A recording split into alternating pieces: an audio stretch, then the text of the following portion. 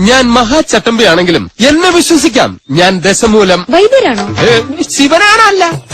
തല്ലിന് പോകുന്നതിന് മുമ്പ് ദശമൂലാരിഷ്ടം കഴിക്കുന്നതുകൊണ്ട് ചിലർ അങ്ങനെ വിളിക്കും.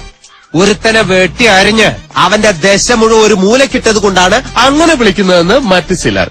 നിങ്ങൾക്ക് ഇതിൽ ഇഷ്ടമുള്ളത് വിളിക്കാം, തള്ളക്ക് വിളി ഒഴിച്ച്. ദശമൂലത്തിൽ ഈ മര്യാദകയോടെ നിൽക്കുമോ? അയ്യോ, ഞാൻ മര്യാദയ്ക്ക് നിൽക്കുന്നു. പക്ഷെ അടികൊണ്ട് ഇങ്ങനെ ആയിപ്പോയതാ സത്യം. ആ കാട്ടുപുളിയെ ശരിയാക്കാൻ ഞങ്ങള് പലതും ആലോചിക്കും. അതൊന്നും ആരും അറിയാൻ പാടില്ല. ആരും അറിയില്ല മല്ലയ്യ. ആശാനെ, കണിയാന്റെ അടുത്ത് മുഹൂർത്തം നോക്കാൻ ചെന്നപ്പോ അയാള് പറയുന്നു ഉടനെ എങ്ങും പറ്റിയ മുഹൂർത്തമില്ലെന്ന്.